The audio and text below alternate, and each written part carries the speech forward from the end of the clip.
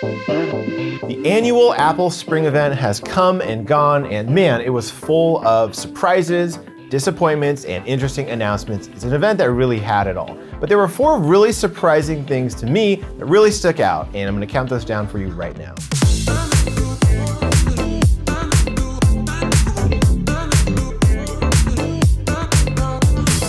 This is Luke with Digital Trends, and real quick, hit that subscribe button because we're going to continue to talk about all of these new products as we get them in for review. So click subscribe to stay updated, and if you saw the announcements from this morning, right now, go ahead and head into the comments and let me know which of these were the most interesting or surprising to you. But let's get on with the countdown.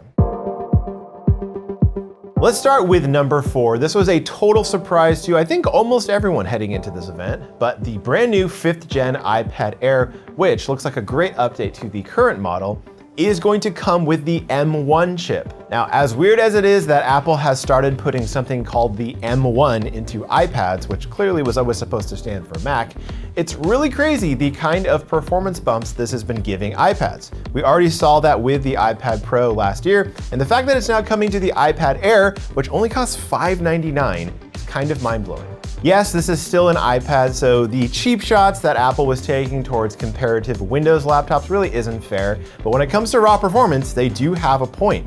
And now the iPad Air is much more a step up from the basic iPad, and the lineup is starting to feel like it makes a bit more sense. Number 3, the Apple Studio Display has an A13 Bionic chip inside. Now, we've known Apple has been working on bringing out some sort of consumer-friendly display for a while now, as a follow-up to their long discontinued Cinema displays and Thunderbolt displays. But the surprise with the Apple Studio Display is that it has an A13 Bionic chip inside. Yeah, this monitor is as powerful as your iPhone, which is just wild, and it's the kind of thing that only Apple can do because it owns so much of the production pipeline in these different products. But this A13 Bionic chip is going to allow this Studio Display to have incredible cameras and speakers. And that chip allows this monitor to support features like Center Stage for the first time, as well as spatial audio on the 6-speaker sound system. No, it still doesn't have Face ID, and strangely enough, the display doesn't seem to have some of the modern features I would have expected from Apple, such as XDR support or a ProMotion 120Hz refresh rate. The lack of mention of HDR in particular does feel like a pretty big missed opportunity, since that feels like an important space for Apple to be in right now, and not to mention we have great HDR on the new MacBook Pros already. Next up, number 2, the M1 Ultra. Now, there were some leaks about the idea of Apple extending the reach of the M1 even further than it already had with the M1 Pro and M1 Max, specifically with interconnecting the die of 2 different M1 Max chips together. What Apple has done here is create a single package that the system reads as one unit. And that's important because that means also software can read it as one processor. But it has access to that same shared unified memory, all in a technology that Apple is calling Ultra Fusion. And from the looks of it, it pretty much blows away any of the competitive multi-chip interconnect technologies that are out there right now with 4 times the bandwidth. It's a really big deal. But all the reports heading into this event were pointing towards Apple moving on to the M2 chip in some kind of a new MacBook Pro instead.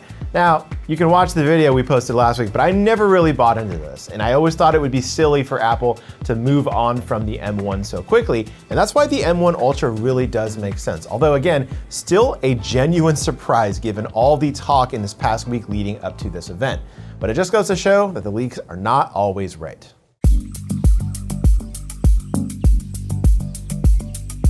And last up, the biggest surprise of the Apple Spring event and the product I'm most excited to check out, the Mac Studio. And specifically, we're talking about this claim that it's more powerful than the Mac Pro. But the Mac Studio itself is also a surprise in basically everything but name, because that actually leaked a few days ago. We've known that Apple has been working though on a smaller Mac Pro, but this doesn't really fit that design. It's not modular in any way, and it's built a lot more like a souped up Mac Mini than anything else. But the real surprise was just how powerful this M1 Ultra makes this little Mac Studio. It's got 64 GPU cores, twice that of the M1 Max, and Apple says it's faster than quote, the highest end PC GPU available, and without giving any specifics away, I'd assume that even includes something like the RTX 3090. The idea that you could have that much graphics performance in a system this small is really crazy. And like I mentioned, Apple wasn't even shy about comparing this to its own products, specifically against the Mac Pro. Now, I have to bring this up, a lot of times when Apple rushes through these performance comparisons and charts, there's very little detail given. It's all just this 4 times more powerful than this, that kind of talk, with no information given about what applications or workflows those comparisons actually come from.